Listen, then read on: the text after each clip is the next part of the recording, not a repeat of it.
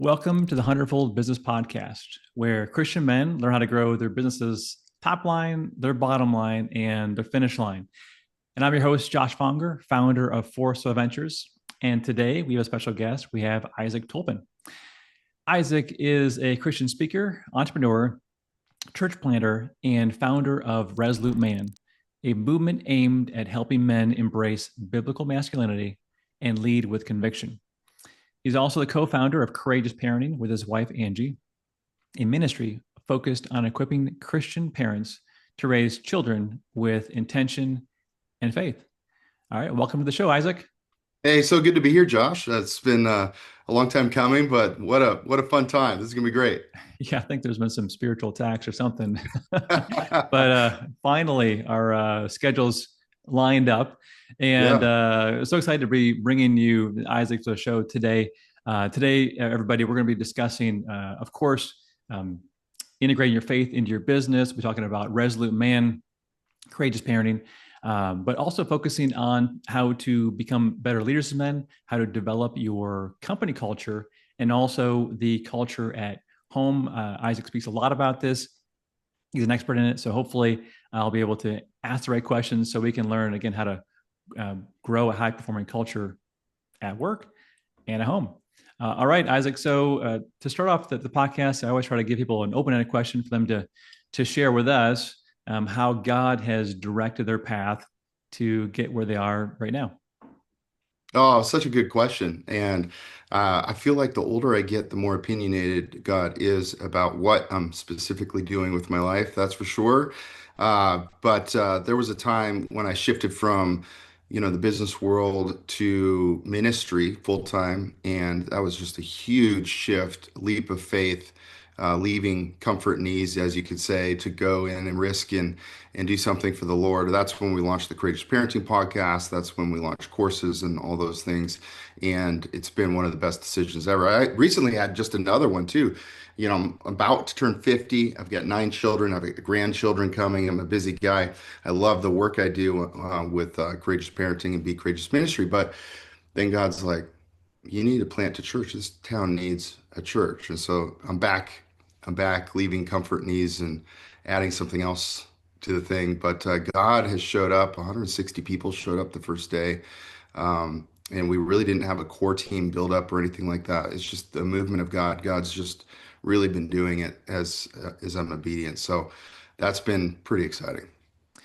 Oh, and that's in terms of you leaving comfort and ease and choosing to follow God, choosing the narrow path. I think that's going to be a lot about this discussion today about is what does that look like in practice? And let's just start with Resolute Man, one of your core businesses. What was your choice to start that business, and what's that business about? Yeah, Resolute Man is part of the Be Courageous ministry. So it's one of the podcast shows and some other things that help men. And really, it's just my passion as I look out and I see the challenges. For example, 75% of children raised in Christian homes leave the church by age 18 is a Barna stat. So why, as you start to see these troubling stats and you go, why are these things happening? And I really think it's a void of men leading in their homes is a big part of that. And over delegation to the church, with youth programs and all the things. It's not that those things are bad. It's just that sometimes the psychology of it is when we check something off a list, then we don't do anything. And really, if men are back to knitting their hearts with the children and leading them spiritually, that is just a huge difference. And so that obviously we talk about all kinds of things on the Resolute Man podcast, but it really is about just encouraging and empowering men to get back into the driver's seat of their God ordained role as husband and father. So. So with that being being resolute, being steadfast, being a leader, how would you translate that into the business world? Do you think there's also an issue with men not being leaders in that domain, or do you think it's more centered around parenting? It's interesting because culture, modern day culture in business, is largely talking about flat hierarchy and a lack of leadership almost. And while I understand some of the benefits of that mentality. I've just experienced and seen when leadership is good, it's vital. Obviously, when leadership's bad, it's harmful. So, but if people are leading well, servant leadership, and thinking about how to empower as many people as possible and create a place where all kinds of personalities, because to drive a company forward, you need all kinds of different personalities, and sometimes only personalities that are similar to the bosses are the ones that get to achieve and do well. But really, you need to create an atmosphere and culture where everybody can achieve and do well, and an empowerment of other leaders and raising up leaders and a culture of developing leaders. I think is amazing, and I still think is relevant today and important, vital actually. You name one company where there's no leader and it's doing great. Yeah, doesn't you can't think of one. Yeah, so it's still extremely important, always has been important. And while some things change, a lot of things don't actually. And the attributes of leadership really don't change. I think they stay the course. And if you want to build a company that lasts, if you want to build something that scales, a place where people want to work and are retained, because retention is the big challenge these days, right? Everybody wants to be an entrepreneur. Everybody wants to, control their time and freedom and all these things. So then, well, how can you do that? How can you retain people and get people working really hard and showing up while still helping them feel great about their lives? Got to be a So big challenge. so what as you've been studying this for a while, do you think that there's a trend going downward in leadership just across the board, or you think it's always been an issue? Like what makes leaders, or maybe leaders today, and men passive? Like what's going on? Yeah, I mean, well, to take a biblical reference, back in the Garden of Eden, is as sin entered the world, when Eve ate of the forbidden fruit, guess who was right there next to her is Adam, and then he took in it right afterwards, and then he hid from God, and then blamed the woman that God gave him.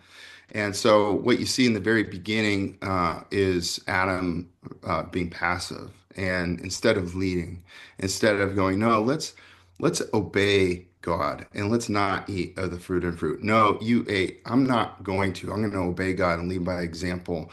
I'm in a mistake. I'm going to fess up to it to God. I'm not going to hide from Him. So you see the passivity entering into the world, and I think that all of us men, if we're honest, move towards passivity sometimes. There's certain areas of our lives where we'll be gregarious, we'll be strong, we'll be, competitive, we'll give our best, we'll study up, we'll know all the stats, maybe it's sports or hunting or whatever it is, or something in business. But then when we walk in the home, sometimes we're passive. And sometimes when we walk in the office, we're passive too. And you can see that. You can think back to decisions you could have made decisively that you didn't make, and you see the repercussions of that down the road. And that's passivity. That's not, doing the hard things in the moment that need, not having the hard conversations you need to have. Things naturally get worse.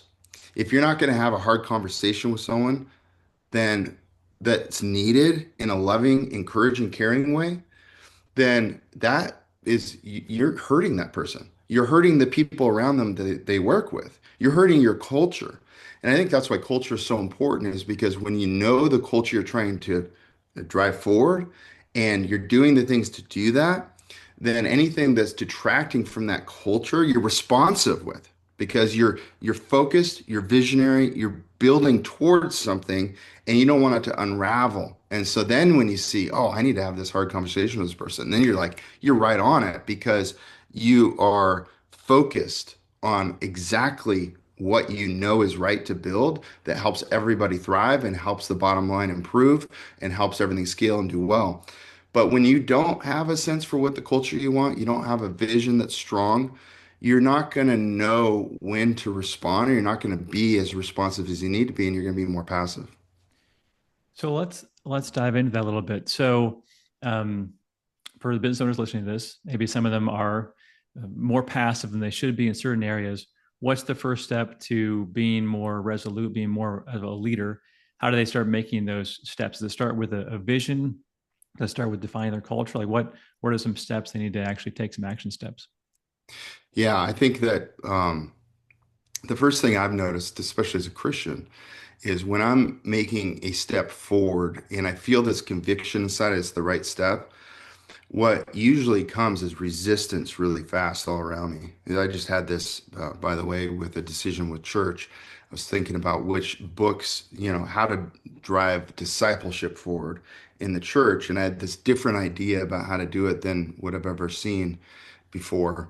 And so sometimes when you're thinking about something that you haven't seen before, and then resistance comes, doubt from other people, things like that, it can be hard to move forward. But and to answer your question, because I'm so certain about the culture that I think is important for this church and the vision for where we're going, it propelled me forward despite not having encouragement to do so.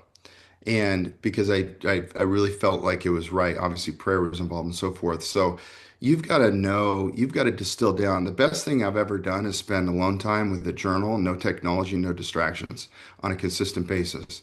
And I just really encourage anybody running a business to get out of the noise because if your brain is caught in the noise of all the things and the distractions, it takes, by the way, Harvard Review did a study and they found that when someone's distracted, it takes 17 minutes to get back to the same level of focus they were in before that notification hit their phone.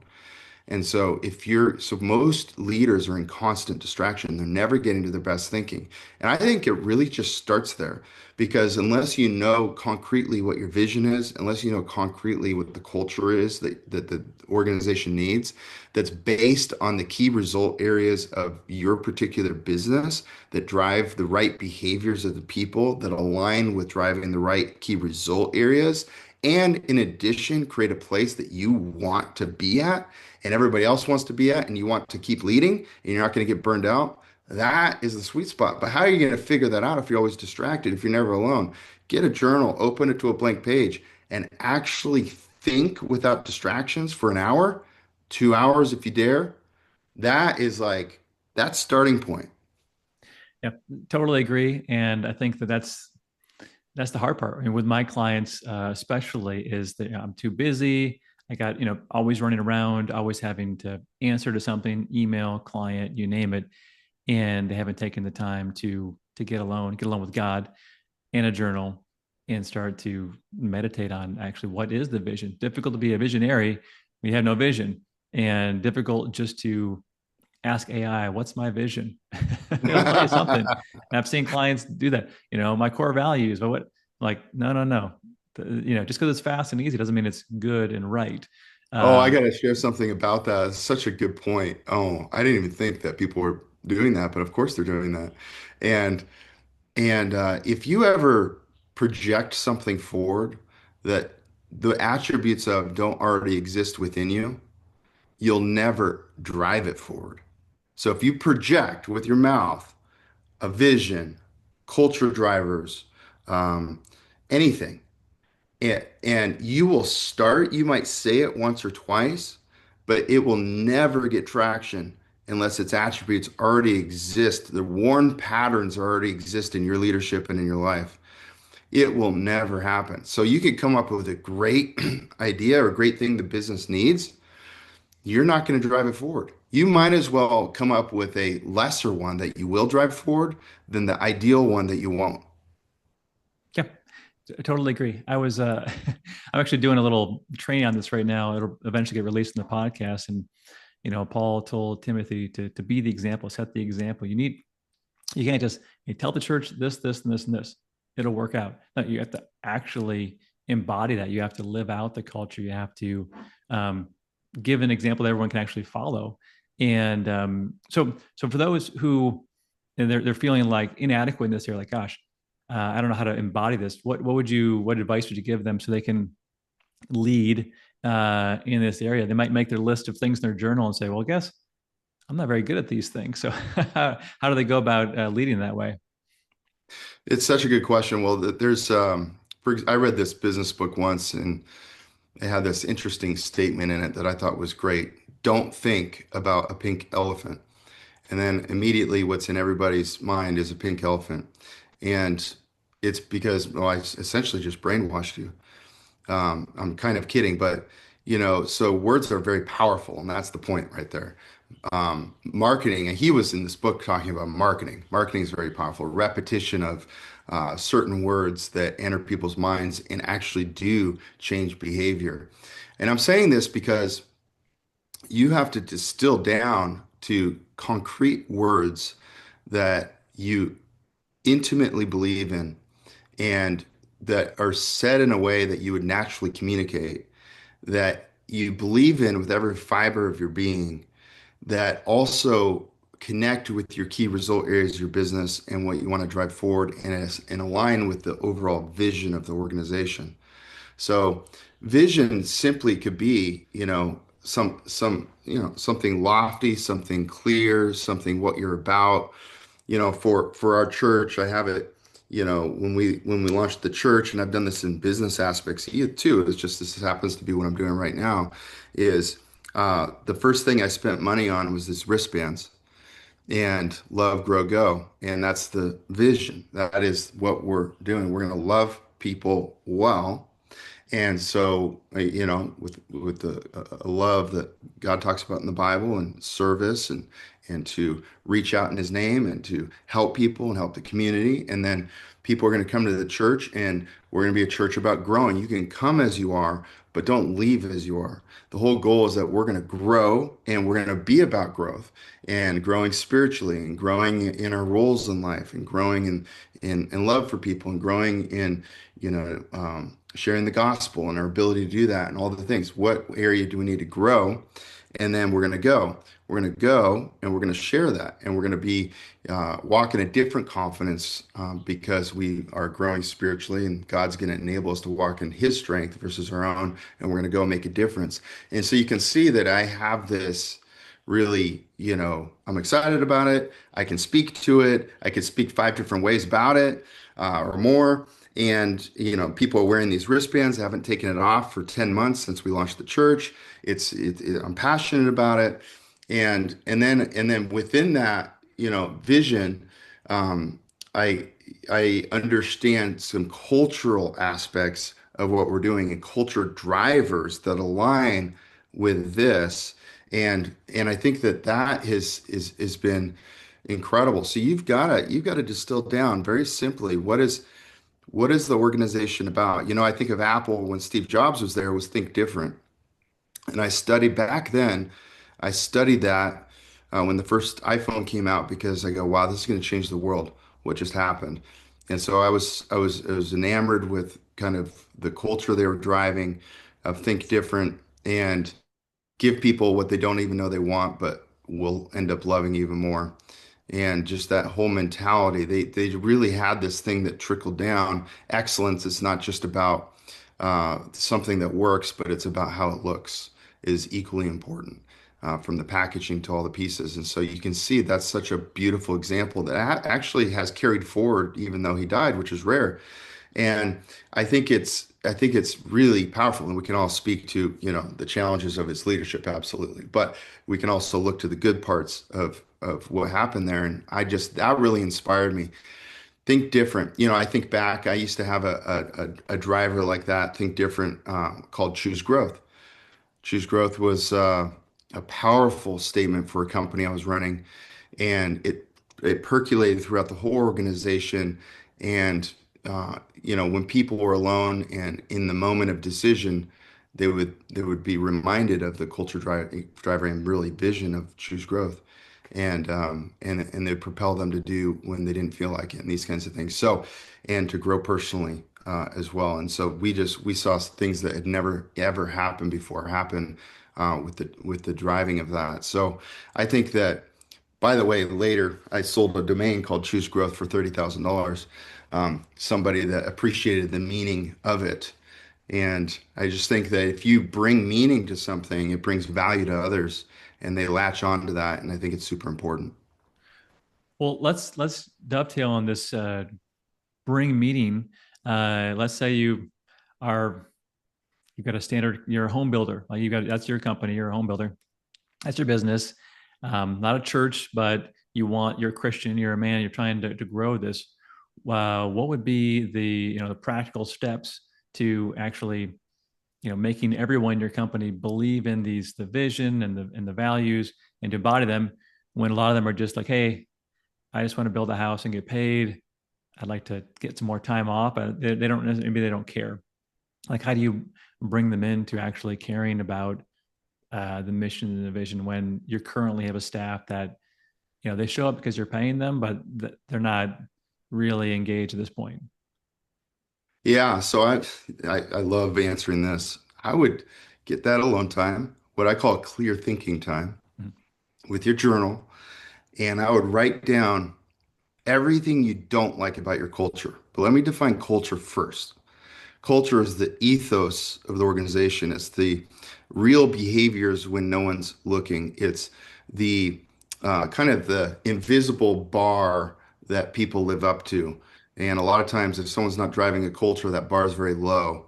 And if they're driving a culture, it can start to increase of what's expected and things like that. It really becomes what people expect of themselves, because when no one's looking, that's all that drives people, really. It's not what people are seeing, it's what they're doing. So when they're on the job site building a house, or if they're in the admin part of the business, or they're in the sales part of the business, what are they doing? Is excellence important, and where is it important? So first of all, I wanted to kind of give a sense for culture. It's the real behaviors. It's not what the CEO says the behaviors are. It's not what the CEO says we're about. It's what actually is. You can take that to your family too. It's like, oh, this is what we look like when we go to church. We're an amazing family. No, no, no, no. It's what is real when nobody's looking inside your home, when you're yelling at your wife, when your kids are arguing with each other, and all the different things. Okay. So, so now I would sit by myself with a journal, and I'd write down all the things I don't like about my culture. Why? Because we usually don't change anything until we feel the pain. And I think that business owners need to really feel the pain. Okay, so you write down, I don't like the bad attitude. There's some bad attitudes. There's some laziness. There's some late starts. There's some not caring about following through on the details. There's, sometimes there's some quality issues. We have to go back in, and there's too many tape marks to fix on the house. At the end of it, we could have curtailed all that and saved money, whatever it is. So you write down all the behaviors, all the actions, all the mistakes, all the challenges, and get as big of a list as you possibly can. And then I want you to make a second list. And that second list would be, what are the key result areas of your business? All of them. And it could be just write down a whole nother list of, like, what those are. Like, a key result area is getting materials at the right cost. I mean, whatever it is, okay? And you go all the way down on this side, and then you might do a second meeting, because that'll take a while. That might be one meeting. And then you do another meeting with yourself. Then in addition, I want you to think about, I think about culture, and think about things that you intimately care about, that you want to drive forward. And you might make a list of those things. And then what you want to do is you want to see which of these things that you intimately care about that you would communicate about. Like, we're an organization of multiple leaders leading is one from my past. And the reason I did that is because I had 32 offices throughout 2 states, and they never saw each other hardly at all. And so it was hard to get empowerment and act like a team. And that one statement, multiple leaders leading, brought everybody together and created ownership, because I said it over and over again, and it was tied to our main choose growth statement, and that really drove that forward. So what I want you to do is you write down some key things you care about, and then I want you to look and evaluate. You have 3 lists now. Evaluate, okay, this one right here, this thing that I think is a culture driving statement that I want to drive forward. How many of the key result areas does it impact? How many of the negative things does it impact? And if it's not very many, then you have the wrong thing. And so you want to figure out, okay, how about this one? How many of these things right here, key result areas of the business does it impact, and how many of the negatives does it fix? And you're evaluating, you're distilling, and what I usually would recommend is somebody distills it down to three. You could go to five. I did, but people can only drive so many things. But 3 to 5 culture driving statements. They're like the levers. Like when you try and lift a boulder with your hands, you can't. But if you had a stick that you could have leverage with, then it moves easily. And so that's these things are when you pull them, you're moving the whole organization and it's fixing the negatives and it's driving the key result areas and you're driving forward a culture that's meaningful to you that you have lived out so that you'll actually have staying power with it and it fixes most of those things. And I find there is 3 to 5 statements that will hit every key result area and fix all the negatives in an organization. And it's up to you to figure out what those are, to pray, invite God into it, to scribble, to write notes, and to figure out what those things are. And surely it'll align with your vision because you created the vision, and you wouldn't come up with them unless they did. So that's like a given. And if they're hitting the key result areas and fixing the negatives, then you're good. So I'll pause there because I spoke for a little while. Yeah, But no, I'm taking notes here. So I think that's great wisdom. And again, it's not looking to, let's just say, another business. It's not looking to the internet. It's not looking to what some other big company doing. Let me just write down their values. It seems to be working. They're making money. It's very personal. It's between you and God, and it's very specific between like out there your drivers, like what you're actually measuring, what matters for performance for you. And then as the leader, you're not just saying, hey, everybody, what do you guys want the company to be? You're saying, okay, me as the leader, as I'm going to actually pray, I'm going to actually spend some time, look at the vision that I have for the business, look at the goals we want to achieve, look at all the negatives that we'd want to get rid of, all the positives we want to have, and then really be intentional about coming up with those. Because then, like you said, if you put in the work and the time, you're going to be able to drive it forward because you believe, hey, I'm very confident I'm going the right way. So I'm willing to do, like you explained earlier, willing to deal with the blowback, willing to deal with the conflicts, willing to deal with people not liking this because, as you know, with culture, if somebody really is against it, they can't stay there, right? I mean, eventually they have to either conform to the culture you're setting forth or they have to leave because it's so important to actually seeing the business vision through. So I think that's great wisdom there. And for those who are taking notes, they want to make a huge difference in their business. And some of the things you mentioned, retain the employees, attract the great employees, have them perform at peak performance, even when you're not there. You have to do something like this. And as you were talking, I was just thinking about a current client where I'm working on creating operational change in this business, and I know the owner is out of town, but I'm still visiting with the staff and they're not putting in the same kind of work this week as they were last week because he's not there, right? Their bar, their measuring line is different than what he had and is different than what's on paper. And so we've got some work to do. But that's what you want. You want everyone's line to be the same and the vision to be the same. And you can't do it without writing it down and being confident in that. Well, I'd love to change gears a little bit because that was a great discussion on top line, bottom line. But let's just say we got to translate this to our families, right? So we're not only leaders at business, but also leaders in the home. How do we go about taking, these key drivers we're trying to, achieve in our business and say, okay, well, now I'm the dad and the husband. How do I do this there? Is it the same way or a little bit different? yeah, I've largely done it a very similar way. I meet with my wife. This is the difference, and we talk about the behaviors, attitudes, challenges. Also talk about the way the world has changed, what's important for instilling in them to help them thrive in a very different world they're going to be launching into as AGI and all these things advance, and 60% of the jobs that kids are currently getting equipped for won't exist anymore. Thinking about all the different things that potentially are coming about, but mostly attitudes, behaviors, and instilling faith in your children. And thinking about all these things and making a list of these things, very similar, making a list of things you don't like, making a list of the key result areas, which is they all love the Lord and relationally, not just academically. That's got to be a huge one for people, right? So, and then, what are what are your, key culture driving statements that are going to contribute to this? I'll give you one from my past that we still is still part of our culture and our family.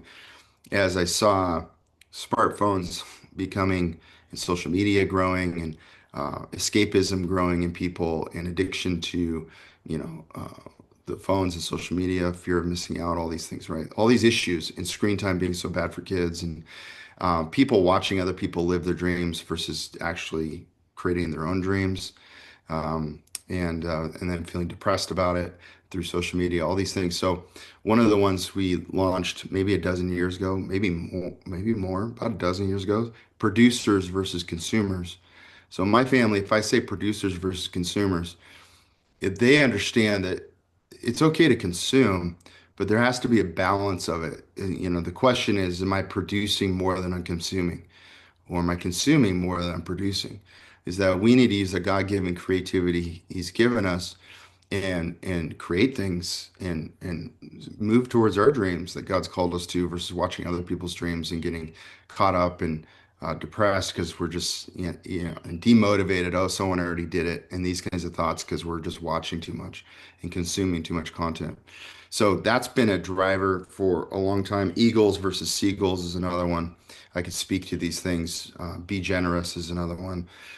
You think about these key phrases in the Tolpin family that would counteract the culture partly, but also instill the right behaviors in my family. Here's the thing, whether it's business or whether it's family, that's important is that you have to communicate about these things often. And this is the big downfall. I remember sitting in a good sized manufacturing company with the president of a company in his office, and on the right side it had the mission statement, the core values. And I just remember looking at that and going, no, nobody really cares about that. I just remember thinking that in my mind. I'm like, people don't really care about that. And then I started thinking, how did that get developed? I wonder how it got developed. It doesn't seem personal. I never really hear people talking about it at all. It doesn't really matter. It's just up everywhere. It's just taking up space. In fact, it actually is detracting from the design of the room, even. There's just no benefit to it. And so, it's kind of negative, but I just remember thinking all of that. And I think that, like, to your point, if it's not personal and if that's not tied to the leader's DNA, who they really are and where they really want to go, there's just not going to be any communication about it. And if it's not uh, cultivated in a way you'd actually speak it, it's also not going to be communicated. And so I think that the big lesson is if you're going to do something, do it. And what doing it means is you're going to talk about it often. So I remember on the choose growth culture of an organization where we had 32 offices throughout 2 states, I get on a weekly call. And every week I would talk about choose growth. I would talk about at least two of the five culture drivers. I'd weave them in. I would talk about them at the end. And sometimes when you say them, I just want to say this to everybody. Sometimes when you say them, it feels like nobody's listening. It feels like nobody cares. It feels like you're just speaking into an empty room. I've heard that before. Okay, Isaac, I've heard that before. Okay, Isaac, I've heard that before. But it's just like pink elephant. It enters their brain and it has an impact. I've literally seen it where sometimes I would question, should I still say this? Maybe it's kind of corny. Choose growth. That sounds kind of corny. Really, should I say it again? I've said it so many times. And you have to have an unrealistic staying power and perseverance and do regardless if you're getting feedback about things. That's that's probably a business leader's biggest challenge And in your family too, especially when you start having teenagers, things like that. Okay, should I keep saying this? It's because the opinions of others start to sway you. And there's certain things, a lot of things you should get the opinions of others. You should be a good listening leader, all these things. But on some things, you shouldn't. And these are the things. It's like you should not need feedback to drive forward your culture that you know is essential to the organization. You should not need to see people clapping or appreciating that you talk about it or saying, hey, I really appreciate that you keep saying this phrase. That's never going to happen. And if you need that feedback to stay the course, you're always going to be changing what you're talking about and you're never going to get traction. And you're always going to be frustrated by the wrong behaviors. But when you have the right culture, it is incredible what happens. I remember moving down to 15 hours a week because the culture was so strong. Whereas at certain times, I was working 80 hours a week. And then the culture took over and I just kept driving it. It's like in the book Good to Great. I know we have time and we moved into the family, but I want to say this is in the book Good to Great. It's an old book now, but he talked about the flywheel concept. And the first push of the flywheel, it's like you're trying so hard to get it moving. And think of this as driving a culture forward. So hard to get it moving, lots of resistance. I don't think anybody cares about it, but you keep pushing and you get it a full rotation. You keep pushing, you persevere. Feels like I'm talking to nobody, but I keep saying it with passion. I keep saying it. Another rotation a little bit faster. And over time, a lot of effort, a lot of consistency, a lot of talking about it. Pretty soon that flywheel is just moving. And pretty soon I can just say choose growth, and immediately all five culture drivers are thought of in their own heads because I've shared them so many times and it's tied to the crucible, what I call a crucible statement, the one statement that says it all and then everything's tied to. And then now that thing's moving, now I can just go like this. And high performance is unbelievable, like through the roof, like you've never seen before. And you all of a sudden have time. You have so much time to think about what you want to do. You can do some other things. As long as you don't stop doing it, you still got to keep doing it. Still got to keep talking about it. But that's what I experienced. I experienced going where what's never been done before. Me working less, people happier, retention like you wouldn't believe, people lining up to take other people's positions when they are moving on. Whereas as the common thing was never having enough leaders in that industry, that environment. So it was game changing. Now I know you want to switch to family, so back to the family. It is very similar. It's just even more personal. And the biggest challenge is teenagers often call their parents hypocrites behind their backs. And so whatever you're going to drive forward, you better emulate it. You better emulate it because this is your home. They're going to see the real deal. It's not like, okay, I'm going in a meeting. I need to fake being this way. No, no, no. They see you all the time. And so if you're going to drive something forward, you better be it. And when you're not, you should say it to yourself out loud and go, I just needed to hear that because I was not doing it, kids, and be honest about it. Yeah, and that's what happens in the home. And make sure one of your values is forgiveness and grace. Make Yeah, sure yeah. culture of mercy, and then you can have the opportunity to do that on a regular basis. Because yeah, our kids definitely see it all.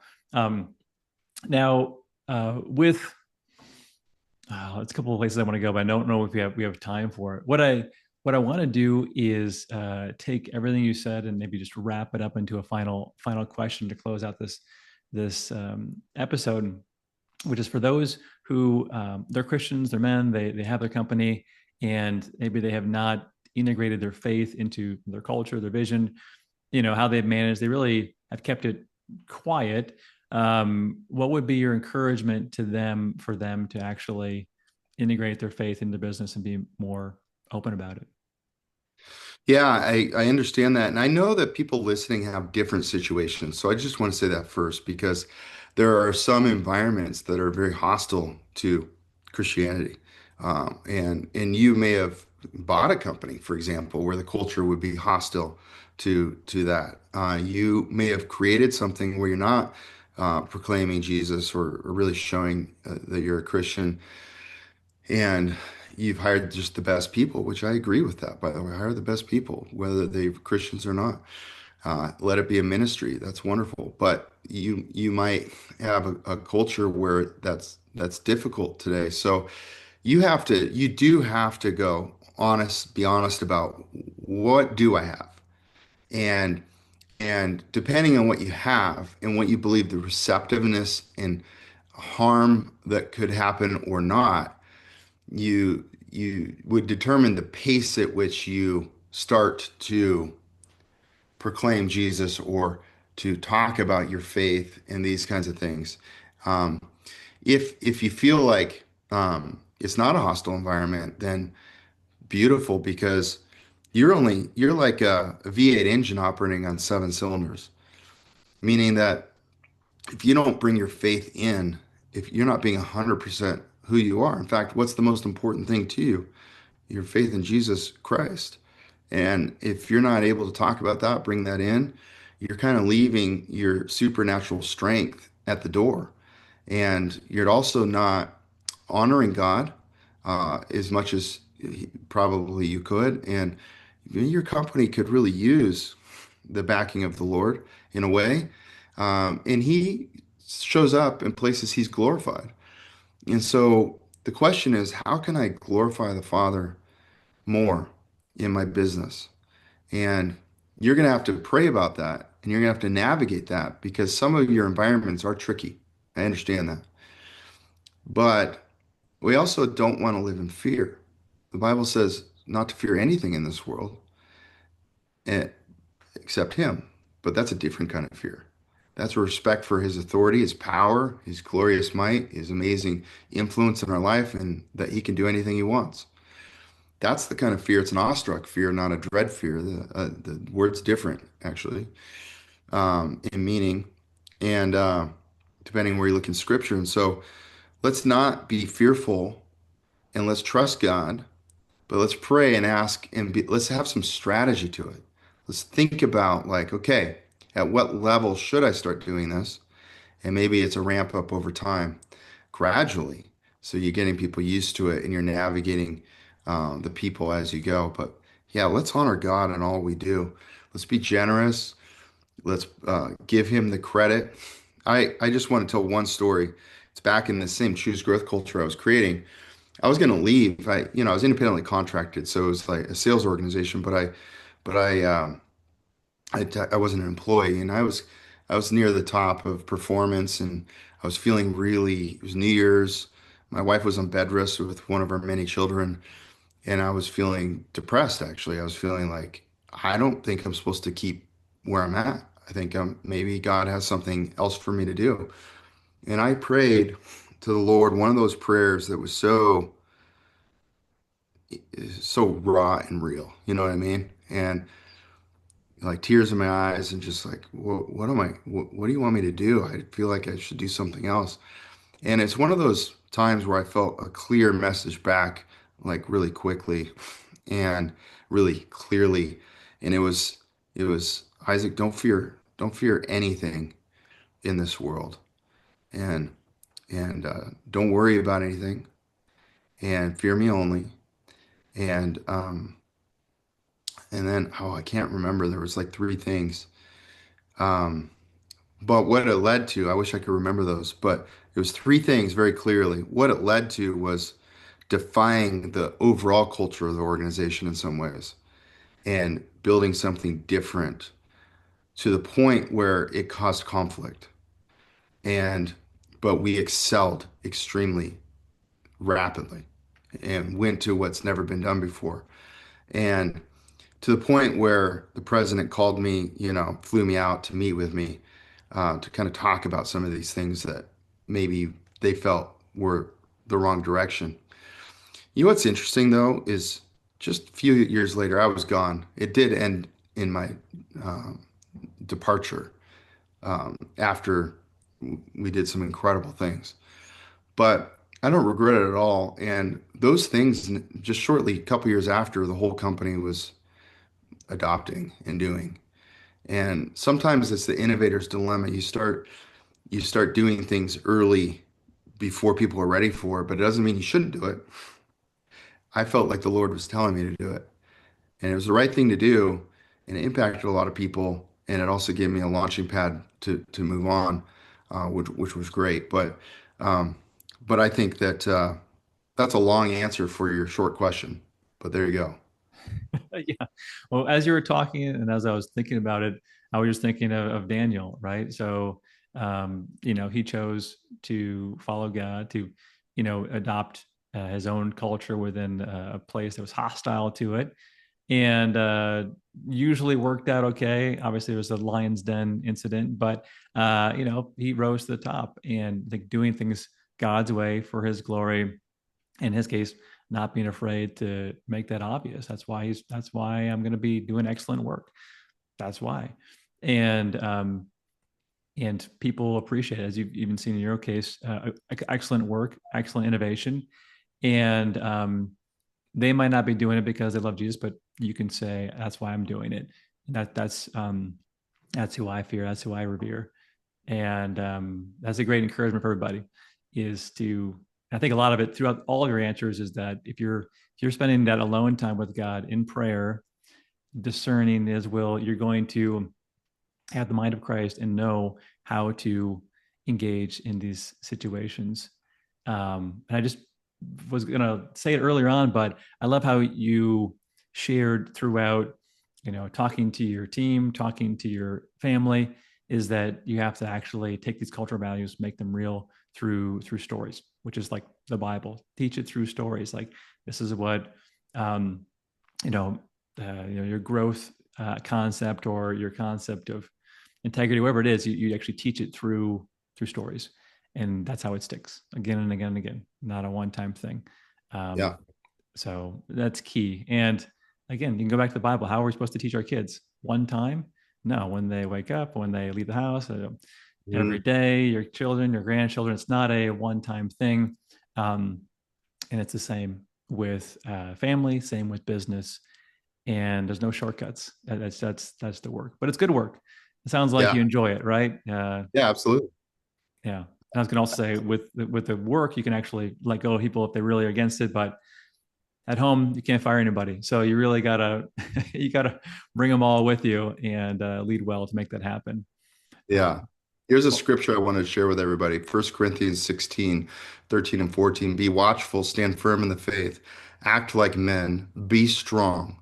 Let all that you do be done in love. And that's was one of my favorite verses that I wanted to share with everybody, which I think has to do with what we're talking about today. definitely. And for everybody, if they want to hear more about what Isaac Tolpin's up to, you can go to resoluteman.com, and then it's courageousparenting.com, and be courageous. Am I listing those properly? Yeah, becourageousministry.org, courageousparenting.com, resoluteman.com. You can get the Resolute Manifesto there.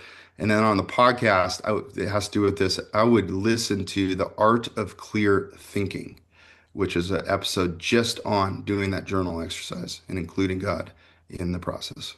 Perfect. All right. Isaac, again, thanks for being on the show today. Thanks for sharing your wisdom, an important message.